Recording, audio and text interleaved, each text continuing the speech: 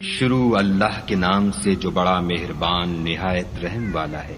الف لام میم، یہ حکمت کی بھری ہوئی کتاب کی آیتیں، نیکوکاروں کے لیے ہدایت اور رحمت، جو نماز کی پابندی کرتے اور زکوٰۃ دیتے اور آخرت کا یقین رکھتے ہیں، یہی اپنے پروردگار کی طرف سے ہدایت پر ہیں اور یہی نجات پانے والے ہیں۔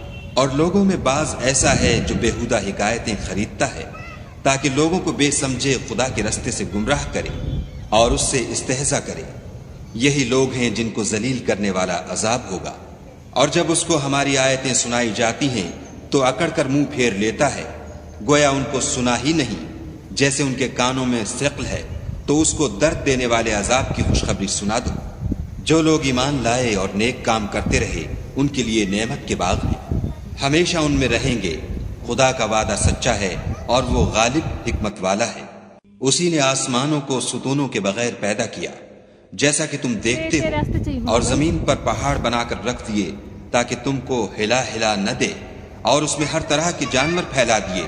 اور ہم ہی نے آسمان سے پانی نازل کیا، پھر اس میں ہر قسم کی نفیس چیزیں اگائیں۔ یہ تو خدا کی پیدائش ہے، تو مجھے دکھاؤ کہ خدا کے سوا جو لوگ ہیں انہوں نے کیا پیدا کیا ہے۔ حقیقت یہ ہے کہ یہ ظالم صریح گمراہی میں ہیں۔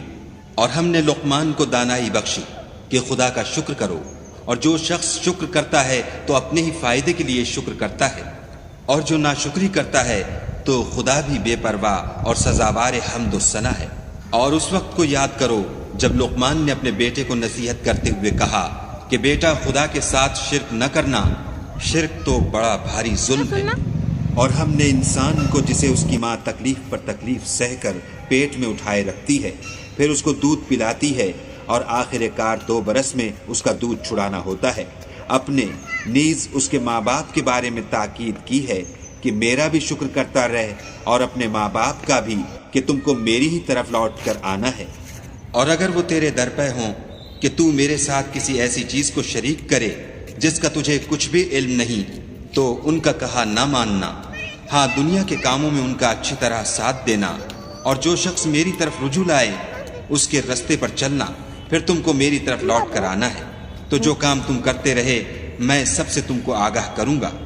لقمان نے یہ بھی کہا کہ بیٹا، اگر کوئی عمل بالفرض رائی کے دانے کے برابر بھی چھوٹا ہو، اور ہو بھی کسی پتھر کے اندر یا آسمانوں میں مخفی ہو یا زمین میں، خدا اس کو قیامت کے دن لاموجود کرے گا۔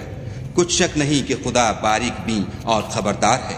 بیٹا، نماز کی پابندی رکھنا اور لوگوں کو اچھے کاموں کے کرنے کا امر اور بری باتوں سے منع کرتے رہنا، اور جو مصیبت تجھ پر واقع ہو اس پر صبر کرنا، بے شک یہ بڑی ہمت کے کام ہے۔ اور از راہ غرور لوگوں سے گال نہ پھلانا، اور زمین میں اکڑ کر نہ چلنا کہ خدا کسی اترانے والے خود پسند کو پسند نہیں کرتا۔ اور اپنی چال میں اعتدال کیے رہنا، اور بولتے وقت آواز نیچی رکھنا، کیونکہ اونچی آواز گدھوں کی سی ہے، اور کچھ شک نہیں کہ سب سے بری آواز گدھوں کی ہے۔ کیا تم نے نہیں دیکھا کہ جو کچھ آسمانوں میں اور جو کچھ زمین میں ہے سب کو خدا نے تمہارے قابو میں کر دیا ہے، اور تم پر اپنی ظاہری اور باطنی نعمتیں پوری کر دی ہیں۔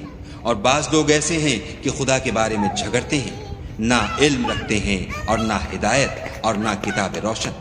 اور جب ان سے کہا جاتا ہے کہ جو کتاب خدا نے نازل فرمائی ہے اس کی پیروی کرو، تو کہتے ہیں کہ ہم تو اسی کی پیروی کریں گے جس پر اپنے باپ دادا کو پایا، بھلا اگرچہ شیطان ان کو دوزخ کے عذاب کی طرف بلاتا ہو تب بھی۔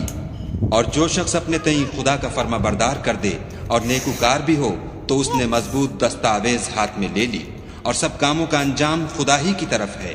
اور جو کفر کرے تو اس کا کفر تمہیں غمناک نہ کر دے، ان کو ہماری طرف لوٹ کر آنا ہے، پھر جو کام وہ کیا کرتے تھے ہم ان کو جتا دیں گے۔ بے شک خدا دلوں کی باتوں سے واقف ہے۔ ہم ان کو تھوڑا سا فائدہ پہنچائیں گے، پھر عذاب شدید کی طرف مجبور کر کے لے جائیں گے۔ اور اگر تم ان سے پوچھو کہ آسمانوں اور زمین کو کس نے پیدا کیا، تو بول اٹھیں گے کہ خدا نے۔ کہہ دو کہ خدا کا شکر ہے، لیکن ان میں اکثر سمجھ نہیں رکھتے۔ جو کچھ آسمانوں اور زمین میں ہے سب خدا ہی کا ہے، بے شک خدا بے پرواہ اور سزاوار حمد و ثنا ہے۔ اور اگر یوں ہو کہ زمین میں جتنے درخت ہیں سب کے سب قلم ہوں، اور سمندر کا تمام پانی سیاہی ہو، اور اس کے بعد 7 سمندر اور سیاہی ہو جائیں، تو خدا کی باتیں یعنی اس کی صفتیں ختم نہ ہوں۔ بے شک خدا غالب حکمت والا ہے۔ خدا کو تمہارا پیدا کرنا اور جلا اٹھانا ایک شخص کے پیدا کرنے اور جلا اٹھانے کی طرح ہے۔ بے شک خدا سننے والا دیکھنے والا ہے۔ کیا تم نے نہیں دیکھا کہ خدا ہی رات کو دن میں داخل کرتا ہے اور وہی دن کو رات میں داخل کرتا ہے، اور اسی نے سورج اور چاند کو تمہارے زیر فرمان کر رکھا ہے، ہر ایک ایک وقت مقرر تک چل رہا ہے، اور یہ کہ خدا تمہارے سب اعمال سے خبردار ہے۔ یہ اس لیے کہ خدا کی ذات برحق ہے، اور جن کو یہ لوگ خدا کے سوا پکارتے ہیں وہ لغو ہے، اور یہ کہ خدا ہی عالی رتبہ اور گرامی قدر ہے۔ کیا تم نے نہیں دیکھا کہ خدا ہی کی مہربانی سے کشتیاں دریا میں چلتی ہیں تاکہ وہ تم کو اپنی کچھ نشانیاں دکھائے؟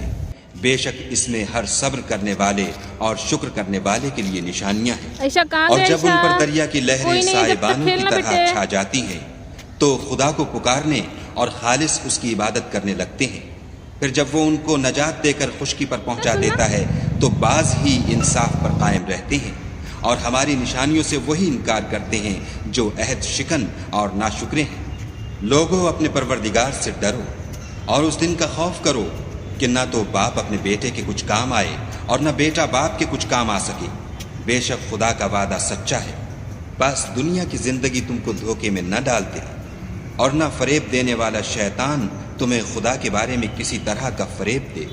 خدا ہی کو قیامت کا علم ہے، اور وہی مے برساتا ہے، اور وہی حاملہ کے پیٹ کی چیزوں کو جانتا ہے کہ نر ہے یا مادہ، اور کوئی شخص نہیں جانتا کہ وہ کل کیا کام کرے گا، اور کوئی متنفس نہیں جانتا کہ کس سرزمین میں اسے موت آئے گی۔ بے شک خدا ہی جاننے والا اور خبردار ہے۔ شروع اللہ